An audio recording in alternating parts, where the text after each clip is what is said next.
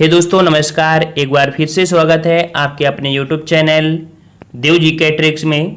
तो दोस्तों हमारे चैनल पर लगातार यहाँ पर आपके यूपीएसआई की तैयारी कराई जा रही है, जहाँ पर आपके सभी सब्जेक्ट आपके कंप्लीट कराए जा रहे हैं।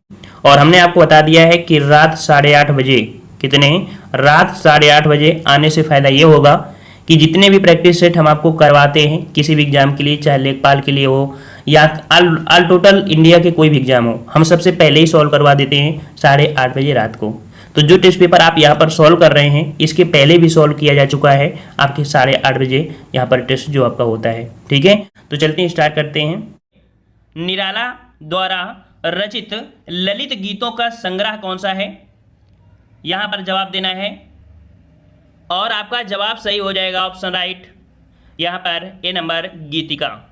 याद रखिएगा कि निराला द्वारा रचित जो आपकी ललित गीतों का संग्रह है वो आपकी गीतिका है, ऑप्शन राइट आपका ए सही हो जाएगा।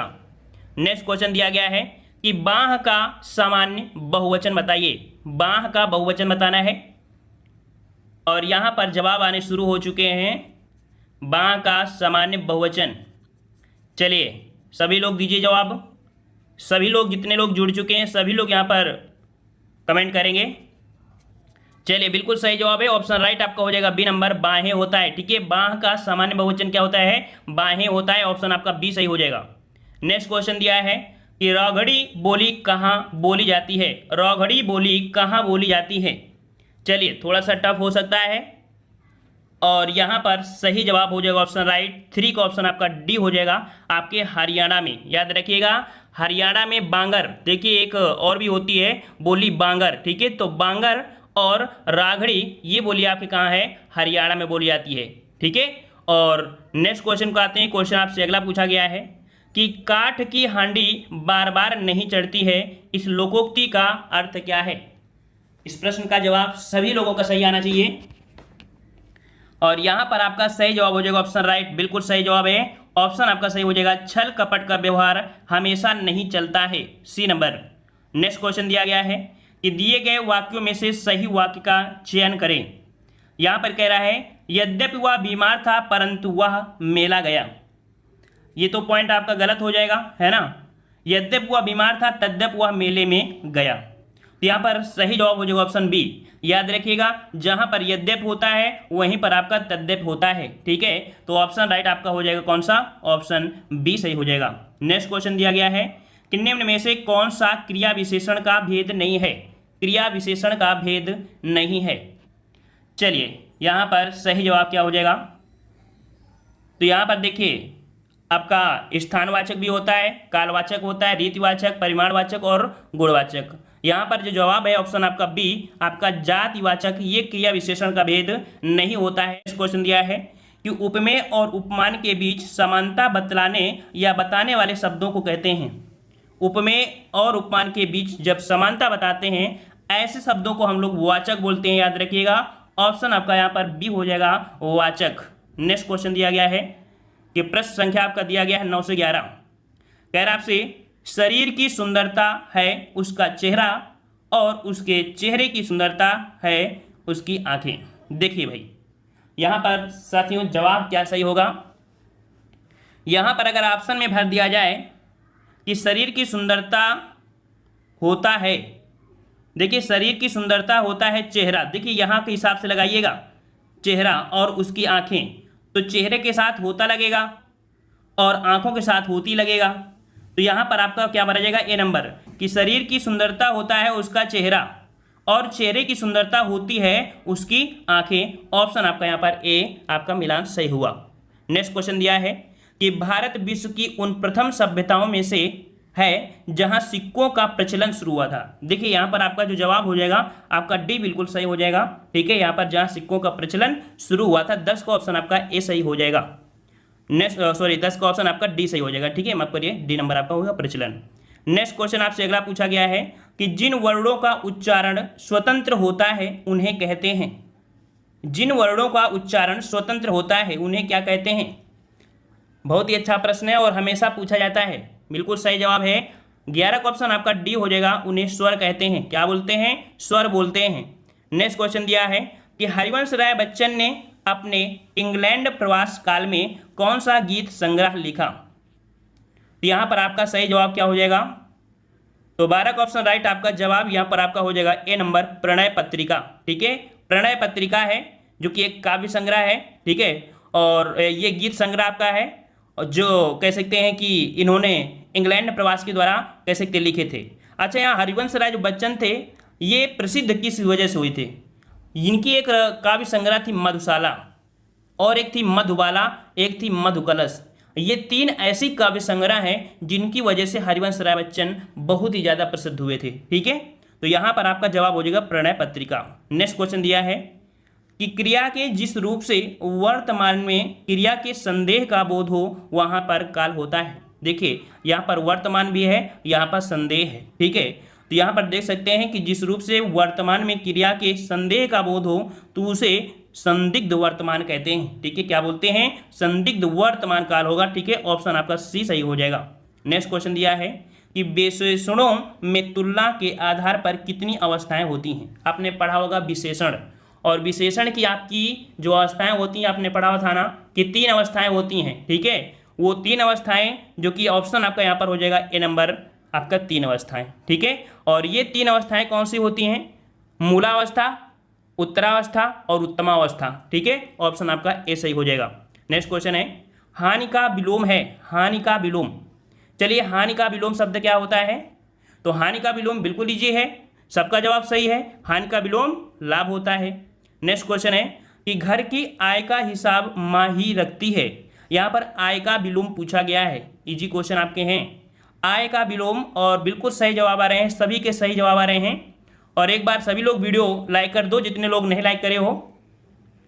तो यहाँ पर आय का विलोम बिल्कुल सही जवाब है, वेरी गुड, ऑप्शन राइट आपका सी हो जाएगा। आय का होता है व्यय होता है। ठीक है, आय का क्या होता है? व्यय, मतलब व्यय। ठीक है, अगला है, इनमें से हाथी का समानार्थी शब्द कौन सा नहीं है?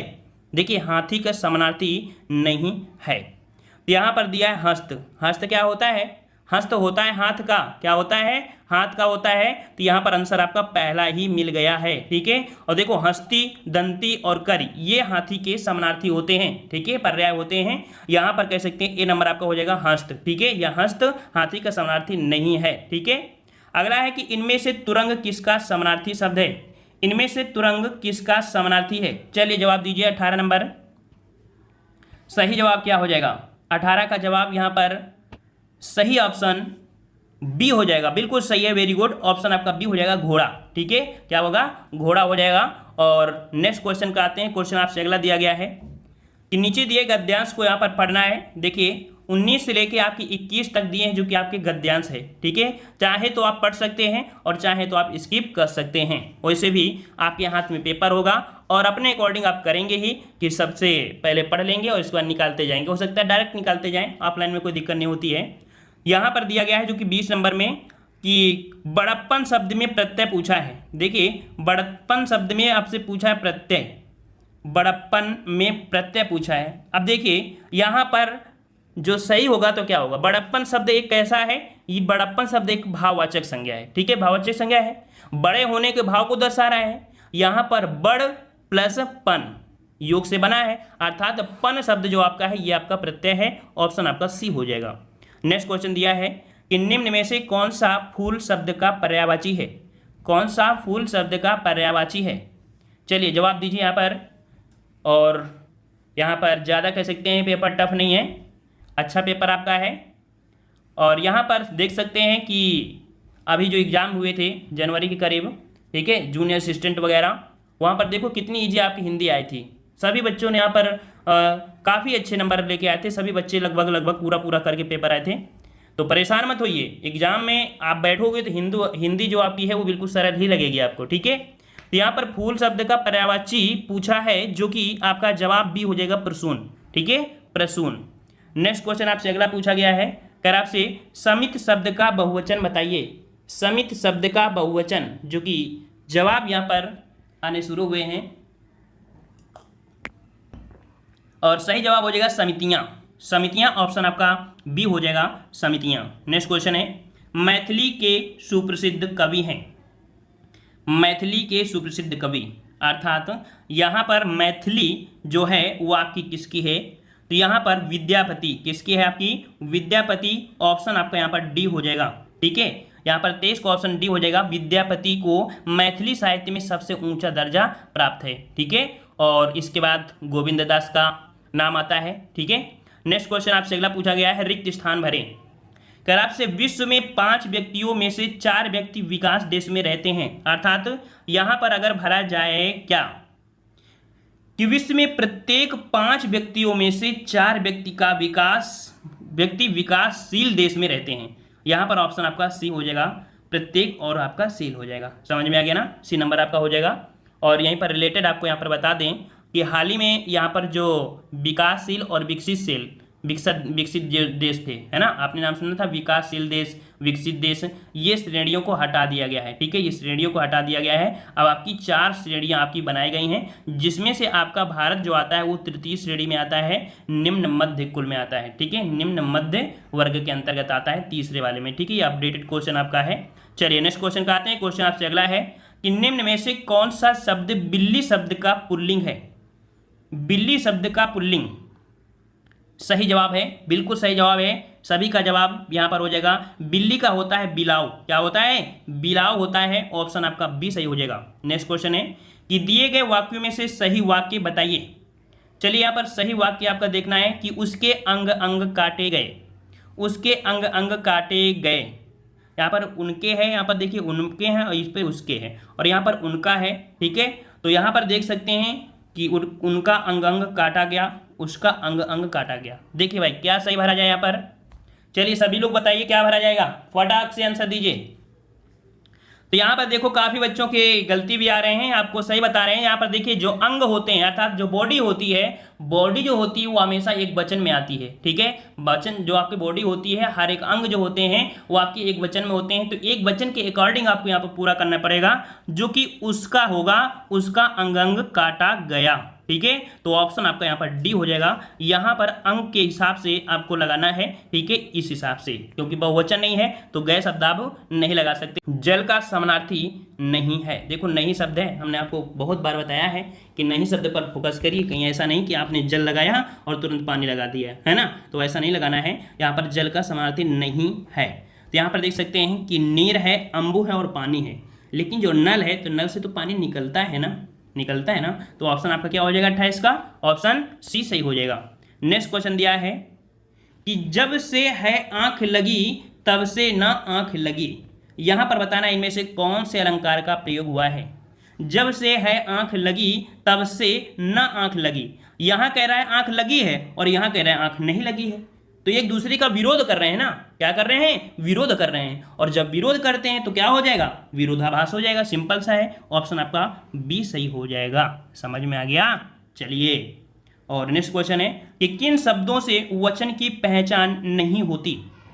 किन शब्दों से वचन की पहचान नहीं होती है? संज्ञा, सर्वनाम, क्रिया, विशेषण, लेकिन क्रिया विशेषण से नहीं होती है। ठीक है, ऑप्शन राइट 30 का हो जाएगा यहाँ पर बी नंबर। ठीक है, इनसे हो जाएगा। चलिए नेक्स्ट क्वेश्चन दिया है कि जमीन पर पैर न पड़ना। जमीन पर पैर न पड़ना मुहावरे का सही अर्थ। जमीन पर पैर न पड़ना अर्थात हो जाएगा अभिमान या अभिमानी होना। ठीक है, अभिमानी होना। ऑप्शन आपका बी सही हो जाएगा। नेक्स्ट क्वेश्चन है इनमें से कौन सी बोली मध्य प्रदेश की प्रमुख बोलियों में से नहीं है? नहीं शब्द आपका आ चुका है और इसका आंसर भी हमने आपको बताया है।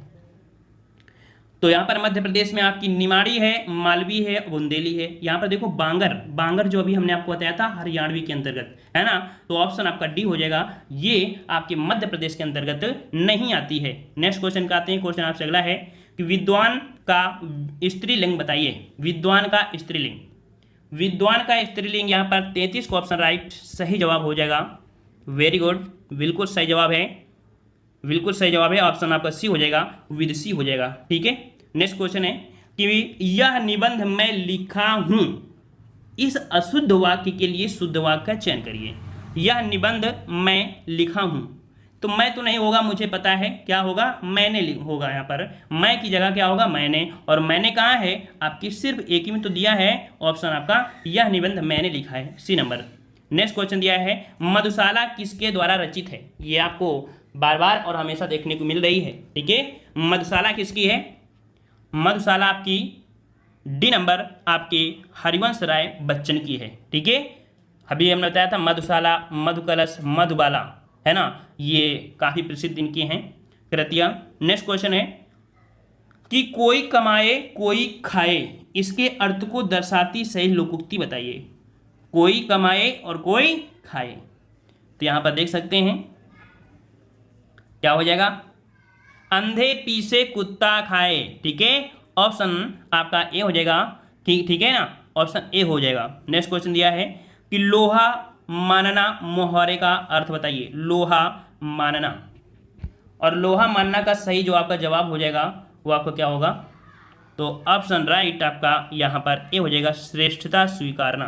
क्या हो जाएगा, श्रेष्ठता स्वीकारना हो जाएगा। ठीक है, नेक्स्ट क्वेश्चन आपसे अगला पूछा गया यहाँ पर कि जब कोई बात सीधे साधे रूप में ना कहकर किसी के माध्यम से कही जाए तो वहां कौन सा अलंकार होता है। बताइए भाई कौन सा अलंकार होगा आपका। यहां पर आपका जवाब बिल्कुल सही आ गया है। देखो, किसी अन्य के माध्यम से तो अन्योक्ति अलंकार, है ना, तो ऑप्शन राइट 38 का हो जाएगा डी नंबर। नेक्स्ट क्वेश्चन है लिचू किस भाषा का शब्द है। लिचू किस भाषा का शब्द है, 39। और आपको पता है चाय चीनी, है ना, ये सब आपके लीचू जो होते हैं आपकी चीनी होते हैं। क्या होते हैं, आपकी चीनी होते हैं। नेक्स्ट क्वेश्चन दिया है कि विप्सा अलंकार को दूसरे किस नाम से जाना जाता है। विप्सा अलंकार को दूसरे किस नाम से जाना जाता है। सही जवाब यहां पर होगा ऑप्शन राइट बी नंबर, पुनरुक्त प्रकाश अलंकार। ठीक है, पुनरुक्ति प्रकाश अलंकार का दूसरा नाम विप्सा अलंकार होता है, जो कि आपकी यूपी जीके का है। कह रहा है प्रसिद्ध भारतीय तबलावादक का नाम बताएं जिनका जन्म उत्तर प्रदेश के वाराणसी में कबीर चौराहा में हुआ तथा जो बनारस घराने से संबंधित थे। चलिए, ये पढ़ा है या नहीं पढ़ा है, देखिए जवाब दीजिए, इसका सही जवाब कौन सा हो जाएगा। चलिए, तो यहां पर आपका जवाब 1 आ रहा है। चलिए 1 आया है तो आपका जवाब यहां पर देखते हैं क्या सही जवाब है। तो यहां पर आपका जवाब हो जाएगा ऑप्शन राइट आपका डी। ये है भाई पंडित किशन महाराज है, इसका राइट आंसर आपका डी बनेगा। याद रखिए पंडित किशन महाराज है, इसका राइट आंसर आपका बनेगा डी। ठीक है, पंडित किशन महाराज जो आपके हैं ये तबलावादक थे, वाराणसी के काशी कबीर चौराहा के मोहल्ले में हुआ था। कब हुआ था, तो आपके 1923 ईस्वी को हुआ था। ठीक है, चलिए अगले प्रश्न आते हैं। प्रश्न आपसे अगला पूछा गया है, कह रहे बलदेव सिंह अंतरिम सरकार के सदस्य स्वतंत्र भारत की पहली सरकार में के प्रमुख थे। देखो बलदेव सिंह कौन थे, यहां पर पूछा है बलदेव सिंह। तो आपने संविधान पढ़ा होगा और संविधान में हमने पढ़ाया भी था, जो बलदेव थे, बल जिसके पास होगा वही रक्षा कर सकता है, वरना रक्षा नहीं कर सकता है। ठीक है, तो बल किसके पास, अर्थात बलदेव सिंह जो थे वो आपके रक्षा मंत्री थे। यहां पर 42 का ऑप्शन राइट आपका ए सही हो जाएगा। क्लियर हो गया। अच्छा, यहां पर दिया गया है कि शिक्षा, जो आपकी शिक्षा, तो मौलाना जो आपके थे, आपने सुना होगा मौलाना। ठीक है, मौलाना जो आपको थे, मौलाना अबुल कलाम आजाद, वो आपके शिक्षा मंत्री थे। आपको याद रखना है शिक्षा मंत्री आपके कौन थे, तो आपके मौलाना आपके अबुल कलाम आजाद। ठीक है, चलिए अगला पूछा गया है, कह रहा है मैं विश्व धर्म संसद 1893 में स्वामी विवेकानंद ने हिंदू धर्म के बारे में विस्तार से बताया है। तो यहां पर कह रहे हैं कि जो एक आपका हुआ था क्या, यहां पर विश्व धर्म आपको हुआ था ना, विश्व धर्म संसद, और इसमें से विवेकानंद ने हिंदू धर्म के बारे में बड़े विस्तार से बताया था, है ना, और हिंदी में बताया था। ठीक है, तो यहां पर आपका जवाब हो जाएगा कौन सा, ऑप्शन बी, आपकी शिकागो में हुआ था। कहां पर हुआ था, शिकागो की विश्व धर्म सभा में विश्व के सभी धर्मों के बीच संवाद हुआ था, और इसमें से कह सकते हैं कि हिंदू धर्म का प्रतिनिधित्व किया था विवेकानंद ने किया था। और एक क्वेश्चन अगर पूछे कि आपके रामकृष्ण मिशन की स्थापना किसने किया, रामकृष्ण मिशन की स्थापना किसने किया, तो आपका जवाब क्या हो जाएगा, स्वामी विवेकानंद हो जाएगा। क्लियर हुआ। चलिए अगला पूछा गया है, कह रहा है आपसे यहाँ पर हिंदू विवाह पुनर्अधिनियम जो आपका था, है ना, ये आपके मूल विधि से क्वेश्चन आपका दिया है कि हिंदू विधवा पुनर्विवाह अधिनियम 1856, जिसे अधिनियम यहाँ पर देख सकते हैं 1856 भी कहा जाता है, 26 जुलाई 1856 को लागू हुआ था, जिसे लॉर्ड द्वारा पारित किया गया। मतलब कह सकते हैं कि हिंदू विधवा पुनर्विवाह अधिनियम जो आपका 1856 था, है ना, ये जो आपका पारित किया गया था किसके द्वारा,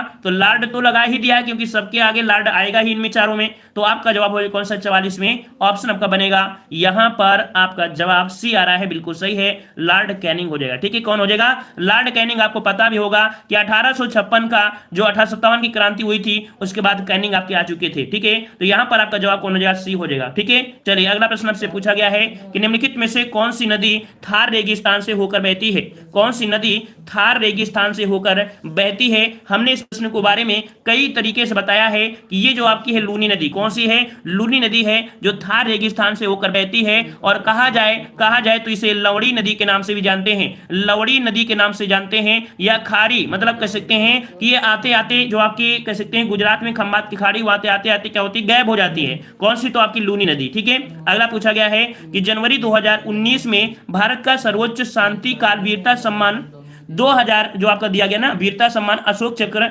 लांस नायक को मरणोपरांत दिया गया। मतलब यहां पर पूछा गया 2019 का जो भारत का सर्वोच्च शांति वीरता पुरस्कार आपका सम्मान था अशोक चक्र। ठीक है, ये जो दिया गया किसे दिया गया है, याद रखिए मरणोपरांत दिया गया, और किसे दिया गया, तो ये दिया गया नजीर वानी को। किसे, नजीर वानी। इसका राइट आंसर आपका बनेगा ए नंबर आपका हो जाएगा, नजीर वानी को दिया गया है। याद रखिए इन्होंने आतंकवाद विरोधी आपके अभियान के दौरान शहीद हो गए थे। ठीक है, इसलिए आपका दिया गया था। अगला प्रश्न आपसे पूछा गया है, यहां पर आपसे कह रहा है विटामिन सी की कमी से जो हो जाता है वो आपका कौन सा होता है। देखो विटामिन सी दिया है, और विटामिन सी हमने आपको डेली आपको मिल रहा है, बोल दिया है कि यहां पर आपका स्कर्वी है ना, सुंदर दांत चाहिए, तो यहां पर कह सकते हैं विटामिन सी का आहार लेते रहिए। आहार मतलब समझ सकते हैं नींबुआ, और कह सकते हैं जो आपके जो आंवला होता है इसको खाते रहिए। ठीक है, तो आपका स्कर्वी हो जाएगा 47 क्वेश्चन आपका ए सही हो जाएगा। ठीक है, अच्छा अगर वहां से आपसे पूछे कि बी जो आपका होता है विटामिन बी, विटामिन बी आपका होता है बेरी बेरी होता है। ठीक है, रतौंधी की बात करें तो रतौंधी आपका होता है कौन सा, ए होता है, ए की कमी से रतौंधी हो जाता है। ठीक है, यहां पर दिया है पेलाग्रा रोग, तो पेलाग्रा रोग कह सकते हैं शरीर में विटामिन अगर B3 की कमी हो जाए तो वहां पर आपकी दिक्कत हो जाती है अत्यधिक, है ना, B3 की अत्यधिकता की वजह से हो जाता है। ठीक है, चलिए अगला पूछा गया है, कह रहा बेरी जैसे क्रैनबेरी, स्ट्रॉबेरी और स्पसबेरी में कौन सा खनिज पाया जाता है। चलिए देखो यहां पर बेरी बेरी सबका आ गया है। चलिए अंजलि चतुर्वेदी जी खुश रहिए। चलिए तो देखिए 48 में तो बेरी जैसे मतलब क्रैनबेरी, स्ट्रॉबेरी और आपकी रसबेरी, इसमें आयरन जो होता है वो अधिक मात्रा में होता है, आयरन। ठीक है, तो आपका जवाब कौन सा हो जाएगा, ए हो जाएगा, आयरन इसमें पाया जाता है। जैसे कि क्या होता है, आप सेब खाते हैं तो सेब में भी क्या होता है, आयरन ही पाया जाता है, याद रखिएगा। ठीक है, आप कहोगे सर जी सेब में आयरन कैसे होता है, जब सेब को काटते हो तो आप देखते हो कि इसमें लाल पड़ जाता है, तुरंत लाल पड़ जाता है। इसका कारण होता है कि जैसे ही ऑक्सीजन से क्रिया करता है लोहा तो आपका लाल दिखने लगता है। ठीक है, तो आपका जवाब कौन हो जाएगा, ए आपका हो जाएगा। अगला पूछा गया है कि काफी सिफारिश की जाने वाली खाद्य पदार्थ, काफी सिफारिश की जाने वाली खाद्य पदार्थ ब्रोकोली सब्जियों के किस परिवार से संबंधित है। देखो यहां पर दिया है ब्रोकोली। ठीक है, ब्रोकोली है, थोड़ा सा कठिन है, और याद रखिए आपके एग्जाम का जो लेवल भी होता है वो भी कठिन ही होता है। ठीक है ना, तो यहां पर आपका जवाब हो जाए कौन सा, ऑप्शन बी, फूल गोभी। याद रखिएगा कि गोभी की तरह दिखने वाली हरी सब्जी जो आपकी होती है जिसे हम लोग बोलते हैं ब्रोकली। ठीक है, यह ब्रासिका ओलेरेसिया गोभी परिवार की एक सदस्य है। आप जाइएगा मार्केट में तो जैसे आपकी गोभी होती ना फूल गोभी, उसी प्रकार से ये भी बिल्कुल हरी हरी दिखा करती है। ठीक है, तो इसका जवाब का बी हो जाएगा। अगला पूछा गया है संविधान सभा की अल्पसंख्यकों की उपसमिति के अध्यक्ष आपके कौन थे। इतनी बेहतरीन तरीके से आपको संविधान पढ़ा देंगे थ्योरी के साथ साथ। ठीक है, बोर्ड में पढ़ाएंगे लाइव पढ़ा देंगे। हाँ, डिजिटल बोर्ड तो हमारे पास नहीं है, लेकिन आप इतने अच्छे से पढ़ोगे कि आपको इसी व्हाइट बोर्ड में अच्छे से पढ़ा देंगे। ठीक है, पूरी थ्योरी को पढ़ाएंगे हम। ठीक है, चलिए तो यहां पर दिया है संविधान सभा की अल्पसंख्यकों की उपसमिति के अध्यक्ष का नाम पूछा है, उप समिति पूछा है, तो उप समिति की अगर बात करें तो आपका जवाब हो जाएगा एच.सी. मुखर्जी। कौन थे, एच.सी. मुखर्जी थे। ऑप्शन राइट आपका यहाँ पर सी हो जाएगा, एच.सी. मुखर्जी हो जाएगा। ठीक है, अच्छा यहाँ पर पूछे कि संविधान सभा की प्रारूप समिति की जो सदस्य थे, प्रारूप समिति की थे वो आपके अल्लाद थे। ठीक है, प्रारूप समिति में जो आपके थे वो आपके अल्लाद स्वामी उसमें से शामिल थे। ठीक है, चलिए पट्टाभी सीतारामैया की बात करें तो पट्टाभी सीतारामैया ये मध्य प्रदेश के प्रथम राज्यपाल थे। ये भी पॉइंट याद रखिए कि मध्य प्रदेश के प्रथम राज्यपाल आपके पट्टाभी सीतारामैया थे। के.एम. मुंशी के बारे में तो आप लोग जानते ही होंगे कि भारतीय विधा भवन के संस्थापक थे आपके के.एम. मुंशी। अगला प्रश्न आपसे पूछा गया है, यहां पर कह रहा है कि ग्राम पंचायत तंत्र के 3 स्तर होते हैं। कह रहा है ब्लॉक स्तर पर होता है। देखो ग्राम पंचायत को 3 तंत्र आपके माने गए हैं, 3 स्तर में आपका है, जिसमें से ब्लॉक स्तर पर जो आपकी होती है वो आपकी कौन हो जाएगी, राज्य तो होगी नहीं, जिला भी नहीं है, ग्राम है, इसका मतलब है कि ब्लॉक में आपकी है पंचायत समिति। तो इसका राइट आंसर आपका बन जाएगा कौन सा, ब्लॉक स्तर पर जो आपकी होती है वो आपकी पंचायत समिति होती है। इसका राइट आंसर आपका कौन सा बनेगा, आपका बी हो जाएगा। ठीक है, और यहां पर ग्राम सभा तो जानते होंगे कि ग्राम सभा या ग्राम पंचायत है ना, तो यहां पर कह सकते हैं इसके मुखिया सरपंच होते हैं। अगला आपसे पूछा गया है, कह रहा है कि समिति के कार्य ने पूरे देश में पंचायती राज संस्थाओं के प्रारंभ के लिए मंच स्थापित किया था। जो आपकी पंचायती राज संस्थाएं हैं, जो पंचायती राज संस्था है, इसके लिए प्रारंभ के लिए मंच स्थापित किया, यह आपकी समिति का नाम पूछा है। तो इसका राइट आंसर आपको हो जाएगा बलवंत राय मेहता। मतलब देखो पूछने का तरीका है ये थोड़ा सा टफ है, ये पूछने का तरीका जो आपका है वो टफ है, मतलब क्वेश्चन पूछने का तरीका मतलब टफ है, लेकिन आपको सबका जवाब आता है। देखो ये पूछा गया, लेकिन डायरेक्ट क्वेश्चन ये भी पूछ सकता था ना कि पंचायती राज संस्था संबंधित कौन थे, तो आप डायरेक्ट जवाब देते बलवंत राय मेहता हो जाते, है ना। चलिए अगला पूछा गया है, कह रहा है कि एक राजनीतिक दल, चलिए भग रहा है, कहां भग रहा है भैया, चलाओ। कह रहा है एक राजनीतिक दल पार्टी जो आपकी राष्ट्रीय पार्टी के रूप में मान्यता प्राप्त करने योग्य होगा यदि वह लोकसभा में कम से कम जीतता है और सदस्य कम से कम 3 विभिन्न राज्यों में चुने जाते हैं। यहां पर पूछा है कि अगर कोई राष्ट्रीय पार्टी का दर्जा देना है तो राष्ट्रीय पार्टी दर्जा देने के लिए 1 2 3 पॉइंट होते हैं। क्या होता है, यहां पर कह सकते हैं कि आपका जवाब जो भरा जाएगा वो आपका हो जाएगा कौन सा, यहां पर ही हो जाएगा 11 सीटें।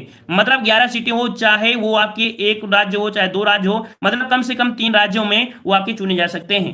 तो यहां पर आपका जवाब हो जाएगा कौन सा, यहां पर ए हो जाएगा। ठीक है, 11 सीटें आपके होना चाहिए। ठीक है, विभिन्न राज्यों में भी हो सकती हैं, जरूर नहीं कि एक ही राज्य में जीते हों। चलिए अगला क्वेश्चन आपसे पूछा है कि लोकसभा या विधानसभा चुनाव में खड़े होने के लिए उम्मीदवार की आयु कम से कम वर्ष होनी चाहिए। यहां पर पूछा है लोकसभा या विधानसभा चुनाव में खड़े होने के लिए उम्मीदवार की आयु कम से कम होनी चाहिए। यहां पर 54 का जवाब पूछा है तो आपका जवाब क्या हो जाएगा, लोकसभा पूछा है तो आपका जवाब हो जाएगा कौन सा, सी हो जाएगा। 25 वर्ष कम से कम होनी आवश्यक है। ठीक है, चलिए अगले प्रश्न। अच्छा, यहां पर अगला प्रश्न आपसे पूछा है कि वर्तमान में लोकसभा निर्वाचन क्षेत्र इस संख्या में 1971 में कोई परिवर्तन नहीं हुआ है। मतलब कह रहे हैं, यहां पर पूछा गया है कि जो वर्तमान में जो लोकसभा में सीटें हैं, है ना, ये जो निर्धारित की गई थी 1971 में, है ना, तो यहां पर कह सकते हैं कि आपका जवाब हो जाए कौन सा, यहां पर 543। ये 543 निर्वाचन क्षेत्र पूछा गया है, निर्वाचन क्षेत्र पूछा है जो आपके निर्वाचित होते हैं। ये आपकी 1971 से अभी तक कोई परिवर्तन आपको नहीं हुआ है, तो आपका जवाब यहां पर ए सही हो जाएगा।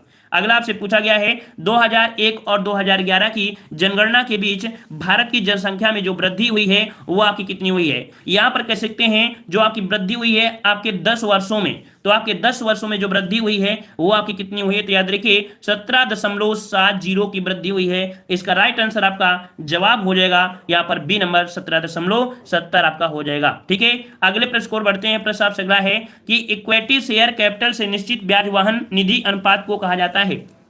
एक क्वेश्चन यहां पर आपको दिया है, इक्विटी शेयर कैपिटल से निश्चित ब्याज वहन निधि के अनुपात को कहा जाता है।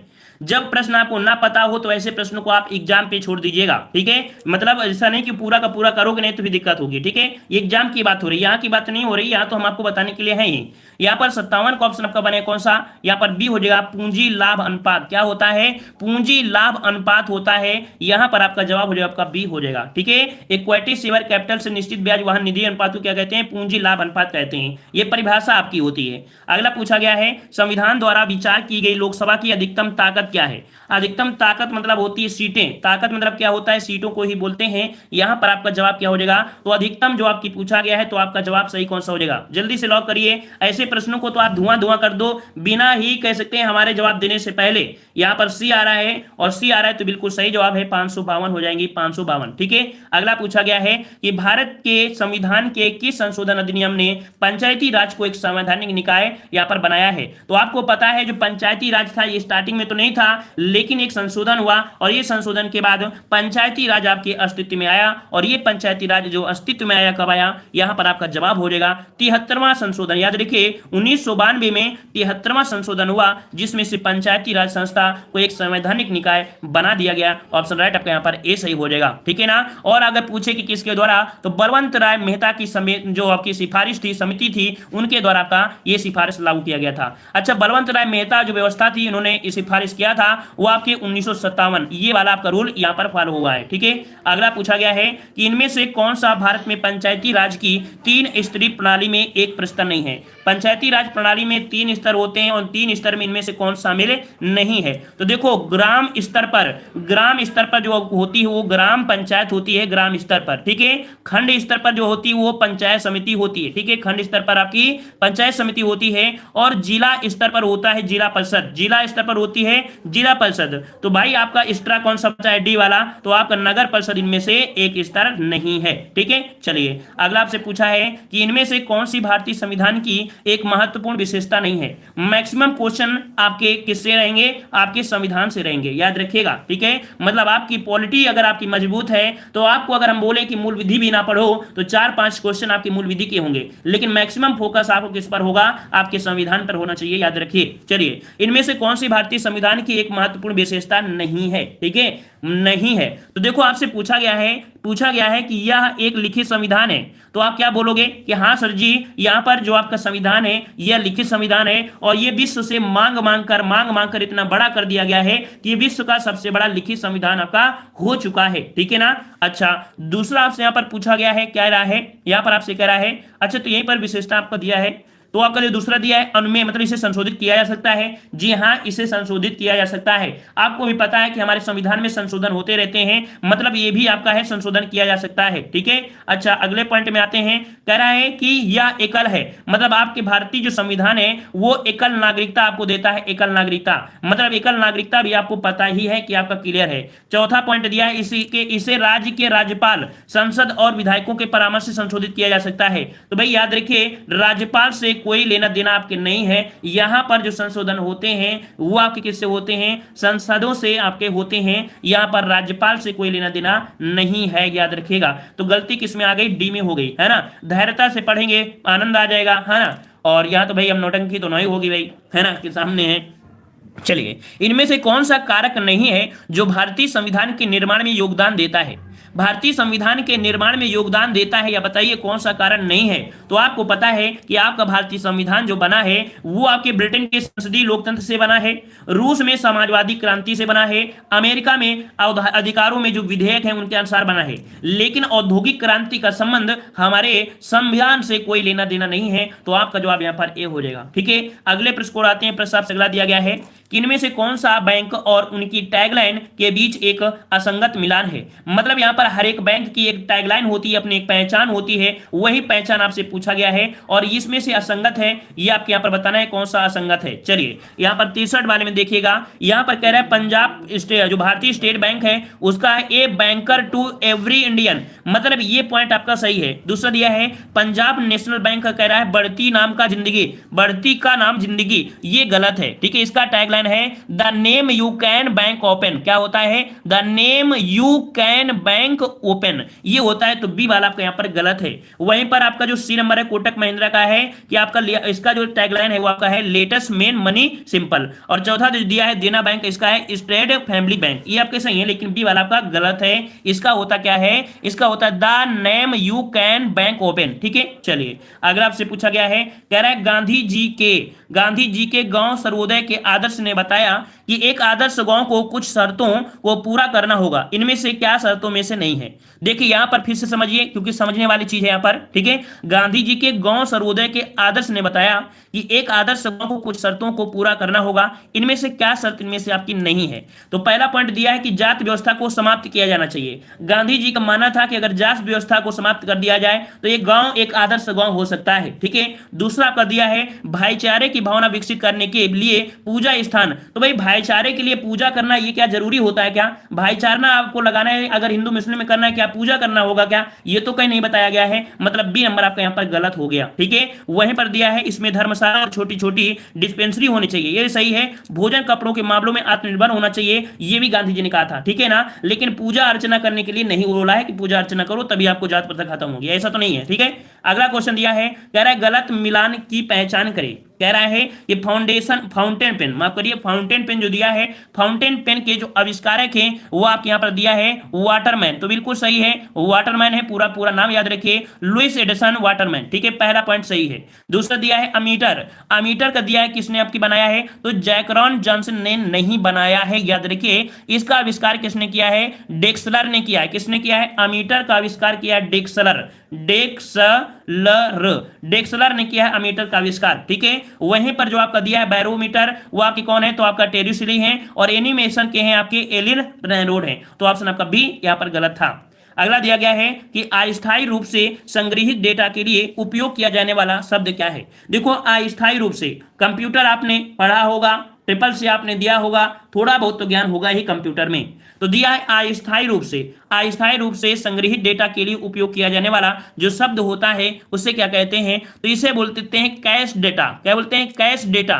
तो यहां पर आपका जवाब हो जाएगा ऑप्शन बी, कैश डेटा कहते हैं। ठीक है, अगला आपसे पूछा गया है कि गोकुल पुरस्कार संबंधित है। हमने यूपी जीके में आपको बताया था गोकुल पुरस्कार जो संबंध है वो किसे बढ़ावा देने के लिए ये पुरस्कार आपको चलाया गया। गोकुल में आपको पता है, गोकुल में क्या है, गैया बहुत हैं।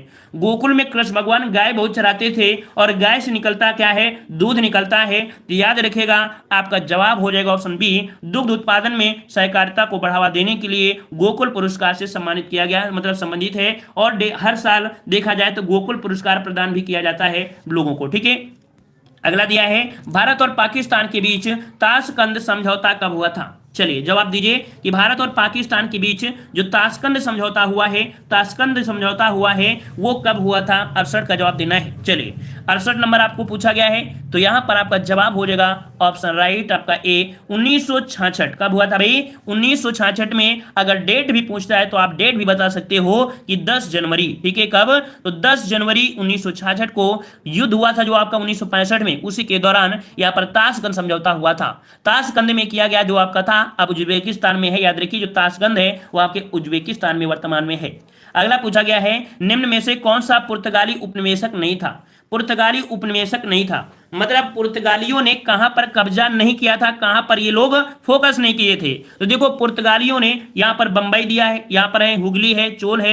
यहां पर आपका 69 का ऑप्शन आपका हो जाएगा सी, आपके मछलीपट्टनम में। याद रखिए कि मछलीपट्टनम पुर्तगालियों का उपनिवेश नहीं था, जबकि यह डचों का था। किसका था, मछलीपट्टनम था किसका, डचों का था। याद रखिए, डचों का उपनिवेश था। यहां पर फैक्ट्रियां वगैरह किसकी थी, डचों की थी। ठीक है, अगले प्रश्न आते हैं। प्रश्न आपसे अगला है, निम्नलिखित में से कौन सा ज्ञान के सिद्धांत पर बल देता है।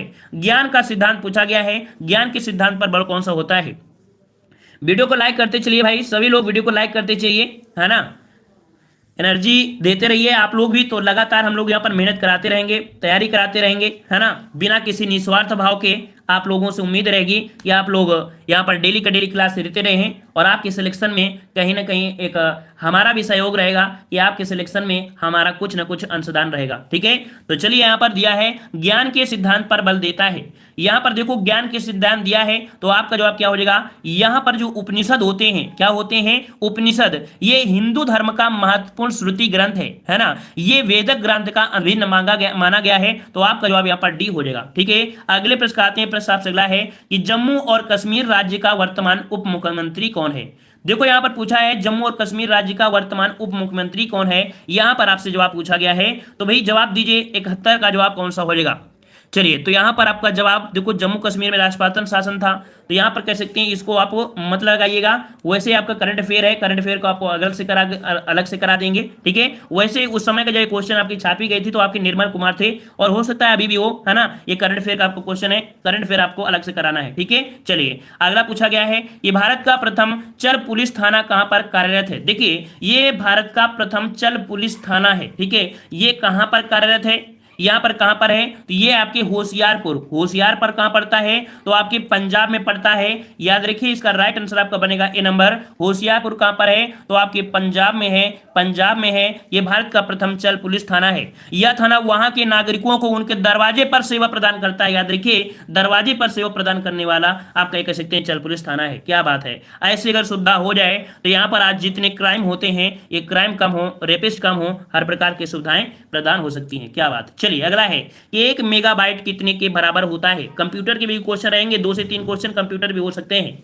चलिए 1 मेगाबाइट कितने के बराबर होता है? 73 का जवाब देना है। चलिए 73 नंबर आपसे पूछा है, तो यहाँ पर आपका जवाब क्या हो जाएगा? जवाब यहाँ पर आपका हो जाएगा ऑप्शन आपका यहाँ पर सी, 1024 किलोबाइट हो जाएगा। 1024 किलोबाइट हो जाएगा। इसका राइट आंसर आपका बनेगा यहाँ पर आपका सी हो जाएगा। डायरेक्ट आपको यहाँ पर याद रखना है, क्योंकि आपने पढ़ा भी होगा, एक साथ आपने पढ़ा होगा कि आपका 1 बाइट बराबर 8 बिट होती है, 1 किलोबाइट 1024 बाइट होता है, 1 MB बराबर 1024 किलोबाइट होता है, मतलब KB होता है, 1 GB बराबर 1024 MB होता है, और 1 TB बराबर होता है 1024 GB के होता है। यह आपने पढ़ा भी होगा।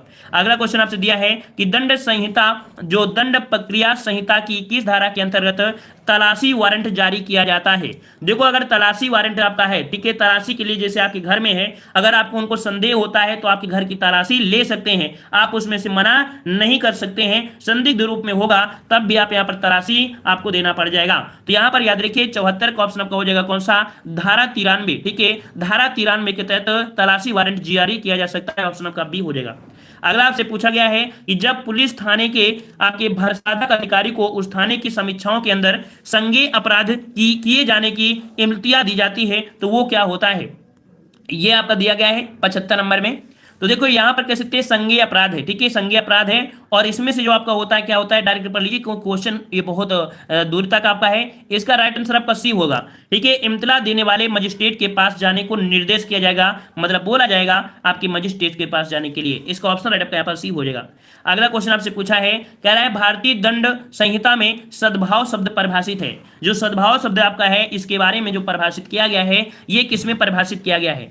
यहां पर आपका जवाब 76 को हो जाएगा सी, धारा 52 में। धारा 52 में सद्भाव शब्द को यहां पर किया गया है। ऑप्शन आपका सी हो जाएगा, ठीक है। सद्भावना आपने पढ़ा ही होगा, ठीक है। अगला क्वेश्चन आपका दिया है कि भारतीय दंड संहिता की धारा 498 के ए के अंतर्गत निर्दयता में निहित है, निर्दयता में निहित है, जो कि आपका 498 के ए में। यहां पर आपका जवाब हो जाएगा 77 में कौन सा? ऑप्शन सी, केवल स्त्री का उत्पीड़न के लिए बताया गया है। किसमें? केवल आपके स्त्री उत्पीड़न को बताया गया है, 498 के ए के अंतर्गत आपको दिया गया है, ठीक है। 77 का ऑप्शन आपका यहां पर सी हो जाएगा। अगला क्वेश्चन आपका है, घरेलू हिंसा से महिलाओं का संरक्षण अधिनियम 2005 लागू हुआ था। यह आपकी मूल विधि में डायरेक्ट चैप्टर, इतना बड़ा चैप्टर दिया गया है कि घरेलू हिंसाओं से महिलाओं का जो संरक्षण है, यह अधिनियम 2005 में आया था, और ये जो लागू किया गया, ये कब लागू किया गया? यहाँ पर 78 का जवाब क्या बनेगा? तो सबका जवाब यहाँ पर आ रहा है ऑप्शन बी। तो याद रखिए ऑप्शन बी हो जाएगा, 26 अक्टूबर 2006 को ये आपका लागू किया गया था, ठीक है। अगला प्रश्न आपसे पूछा गया है कि घरेलू नातेदारी की परिभाषा दी गई है। घरेलू हिंसा से महिलाओं का संरक्षण अधिनियम जो आपका है, वो धारा किसमें है? तो यहाँ पर आपका जवाब क्या बनेगा? यहां पर आपका जवाब क्या बनेगा? तो देखो यहां पर दिया घरेलू नातेदारी की परिभाषा दी गई है, मतलब कि घरेलू हिंसा से महिलाओं का संरक्षण जो अधिनियम है, वो कौन से धारा में बोला गया है? कौन सी धारा है? ये धारा जो आपकी याद रखिए, धारा 2 के चा में, धारा 2 के चा में बोला गया है महिलाओं के जो आपका संरक्षण है, हिंसा से महिलाओं का संरक्षण अधिनियम। अगला है, संतान शब्द कितने वर्ष की आयु से नीचे का व्यक्ति प्रेरित है? संतान आपने देखा होगा, हर एक व्यक्ति को आप व्यक्ति नहीं बोल सकते, हर एक को आप आदमी नहीं बोल सकते हो, हर एक को बच्चा नहीं बोल सकते हो, मतलब एक उम्र होती है। यहाँ पर संतान शब्द जो निहित है, वो कितने वर्ष की आयु के नीचे का अभ्यक्ति प्रेरित है, मतलब इसके नीचे आपको होना चाहिए। तो आपका जवाब हो जाएगा डी, 18 वर्ष के नीचे है। 18 वर्ष के नीचे है तो उसे आप संतान कह सकते हैं, याद रखिएगा। मतलब यहाँ पर आपका 18 वर्ष आपका हो जाएगा, ठीक है। ये आपके कह सकते हैं 40 क्वेश्चन आपके कितने हुए? ये 40 क्वेश्चन आपके हुए, जो आपका एक प्रैक्टिस सेट होता है, ठीक है। लेकिन साथ में कुछ क्वेश्चन हमने यहां पर ले लिया है, जो कि इनको भी आपको सॉल्व करना है। ये मूल विधि के डायरेक्ट आपके दिए गए हैं, ठीक है। मतलब एक प्रैक्टिस सेट के रूप में हम तो सॉल्व करेंगे, लेकिन चाहेंगे कि कुछ एक्स्ट्रा और आप पढ़ें, ठीक है। देखो दिया है, निम्न में से कौन सा अपराध एक आवश्यक तत्व है? मतलब अपराध का जो आवश्यक तत्व है, तो चेष्टा, हेतु, इच्छा या आपराधिक तत्व। तो भाई हम यही तो कहेंगे, अपराध कौन करेगा? आपराधिक तत्व होगा, मतलब जो आपराधिक तत्व होगा उसे तो अपराध कहेंगे। यहां पर ईर्ष्या करने वाले को हम लोग अपराध नहीं कर सकते हैं, क्योंकि जलने वाले तो सभी होते हैं, लेकिन सबको हम अपराध बोल देंगे क्या? नहीं बोल सकते हैं। यहां पर ऑप्शन आपको हो जाएगा कौन सा? बी हो जाएगा। अगला है, निम्नलिखित में से अपराध के लिए क्या आवश्यक नहीं है? अपराध के लिए क्या आवश्यक नहीं है, इसका जवाब दीजिए। कह रहा है आशय, उद्देश्य, वर्जित कार्य, कार्य के लिए दंड। यहां पर 2 का ऑप्शन आपका बना जाएगा क्या? तो देखो यहां पर है, अपराध के लिए आवश्यक तत्व नहीं है, तो आशय होता ही है, किसी न किसी बात का तो आशय होगा। वर्जित कोई कार्य होगा जिसको मना किया गया, आपने कर दिया है, ठीक है ना। कार्य के लिए दंड दिया, ये भी आपका है, लेकिन उद्देश्य जो आपका है इसमें से आपका नहीं होगा, तो ऑप्शन आपका बी हो जाएगा, ठीक है। गुड इवनिंग मनोज मैथ जी। चलिए अगला है आपराधिक मना स्थिति में शामिल नहीं है। अपराध मन जो आपकी मन स्थिति होती है, तो आपराधिक मना स्थिति में जो शामिल नहीं वो आपका कौन सा है? तो देखो आशय आपका है इसमें, ठीक है, जो अभी आपने देखा आशय शामिल था कि नहीं शामिल था। अपराध में आपका आशय है, ज्ञान है और अपेक्षा ये आपके हैं, लेकिन हेतु शब्द आपके आपराधिक मना में नहीं है। ये आपको पढ़ना पड़ेगा थोड़ा सा, जब विस्तार से पढ़ेंगे तो आपको समझ में आएगा। अगला क्वेश्चन है निम्नलिखित अपराधों में से कौन सा कठोर दायित्व का अपराध है? कठोर दायित्व का अपराध मतलब आपको अपराध भी मिलेगा तो कठोर तरीके से, मतलब कठोर के हिसाब में। तो कठोर दायित्व का जो अपराध है वो आपका कौन सा है? 4 नंबर में देखिएगा, कह रहा है उपहत्या, हमला, चोरी और द्विविवाहित। याद रखिए भाई साहब, आप याद रखिएगा कि शादी आप एक करिएगा और एक से ज्यादा अगर शादी कर लिया तो यह सबसे बड़ा आपका अपराध माना जाएगा, ठीक है। तो यहां पर याद रखिए ऑप्शन सी हो जाएगा द्विविवाह। द्विविवाह जो आपका है ये कठोर आपका दायित्व मतलब कठोर अपराध आपका है, ठीक है, और दंड आपको मिलेगा, ठीक है। यहां पर चोरी भैया चोरी चमारी तो सभी करते हैं, मतलब कह सकते हैं ना चोरी वगैरह तो सभी कर लेते हैं, लेकिन द्विविवाह करना ये आपका कह सकते हैं आपकी हिंदू धर्म में आपका नहीं है, ठीक है। चलिए अगला क्वेश्चन आपका दिया है कि भारतीय दंड संहिता लागू नहीं होती है।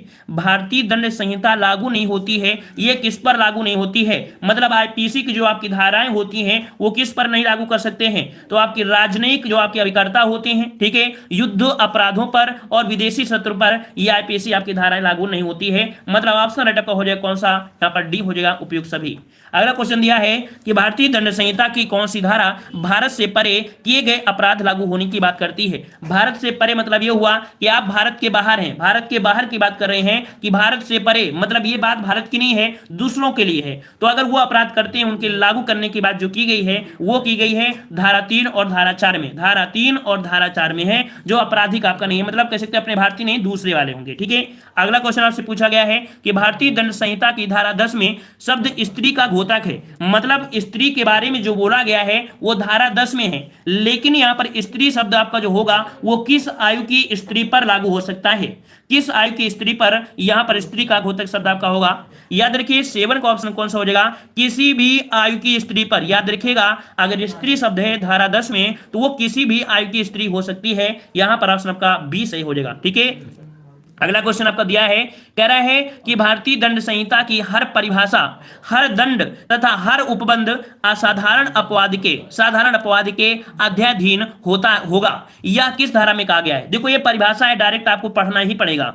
पूछा गया है आपका जो धारा है कौन सा? धारा 6 में बोला गया है कि हर दंड हर उपबंध साधारण अपवाद के अधीन होगा, ये आपको बोला गया है धारा 6 में। तो ऑप्शन राइट यहाँ पर डी हो जाएगा। अगला है भारतीय दंड संहिता की किस धारा में सामान्य आशय के सिद्धांत को बताया गया है? सामान्य आशय के सिद्धांत को, सामान्य आशय के सिद्धांत को जो बताया गया है ये बताया गया है ऑप्शन ए हो जाएगा धारा 34 में। धारा 34 में सामान्य आशय के सिद्धांत को बताया गया है, ठीक है। और अगला क्वेश्चन आपका दिया गया है कि भारतीय दंड संहिता की कौन सी धारा भारत शब्द को परिभाषित करती है? भारत शब्द को परिभाषित करती है। यहां पर 10 का जवाब आपको कमेंट बॉक्स में कमेंट करके बता